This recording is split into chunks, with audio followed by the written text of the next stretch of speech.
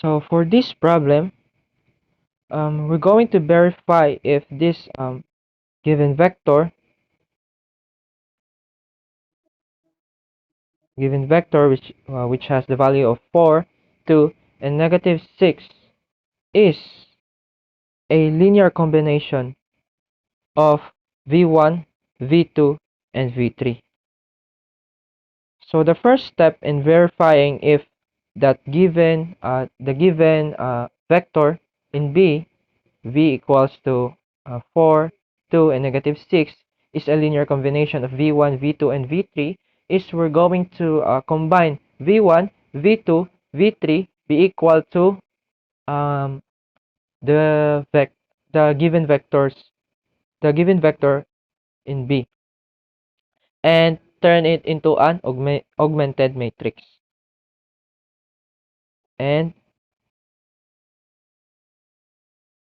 that is our augmented matrix, which combines v1, v2, v3 be equal to the values of the given vector. So our first step is we're going to turn this value in R1 or row 1 be equal to 1. That's why we're going to divide R1 by 4. And we will also apply that to the remaining values in R1 as well. So R1 divided by 4, 4 divided by 4 will be equal to positive 1.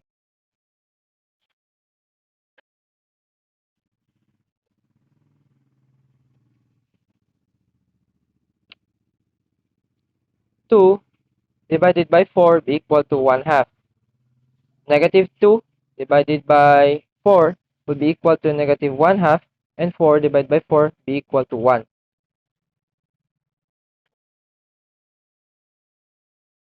So now, our next step is to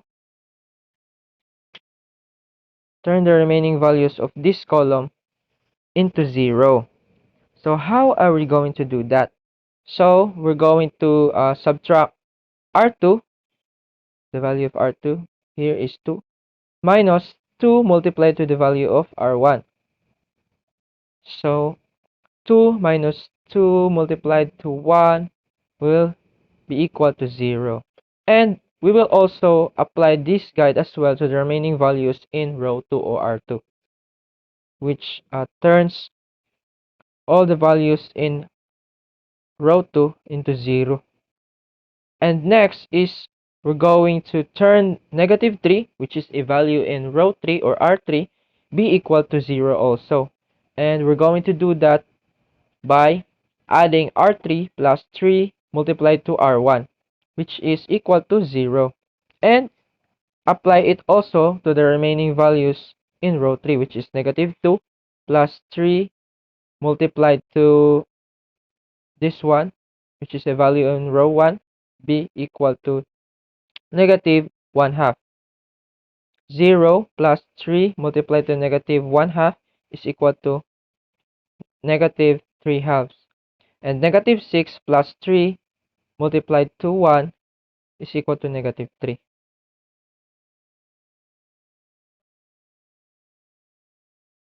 And next is we can still work on this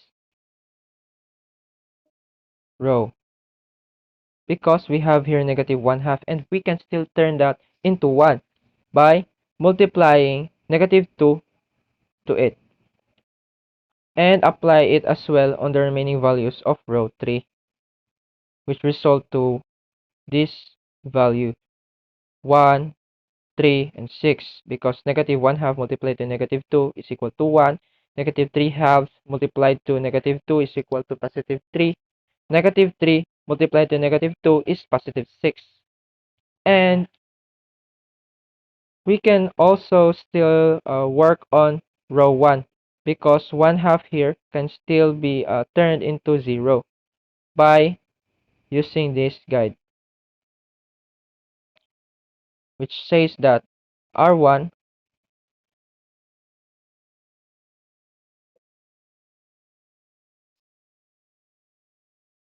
R1 subtracted by 1 half multiplied to value of R3. And we're going to use that in all values in row 1 or R1, which results in this matrix. And now we can have this equations, which is derived from this matrix. So we have here the leading coefficient 1. So that means that x sub 1 um minus 2 x sub 3 equal to negative 2. And we have here x sub 2 plus 3 x sub 3 be equal to positive 6. Both equations contains x sub 3. So we can let x sub 3 be equal to t such that t is an element of real numbers. So we can substitute t to x sub 3, which makes it uh, x sub 1 be equal to negative 2 plus 2t, and x sub 2 is equal to 6 minus 3t, and x sub 3 is equal to t.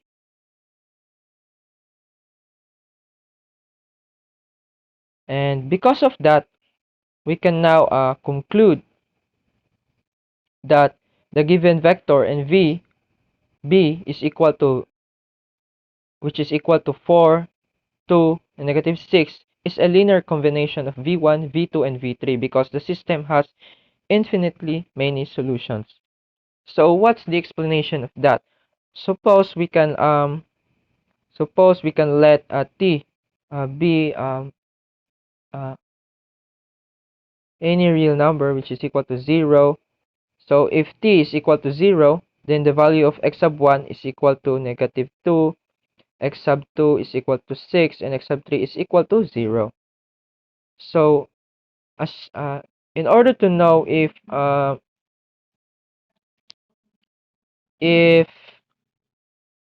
vector is a linear combination of uh, v1, v2, and v3, so we can let x sub 1, x sub 2, and x sub 3 be scalar variables that can be multiplied to the following vectors v1, v2, and v3, which is shown here.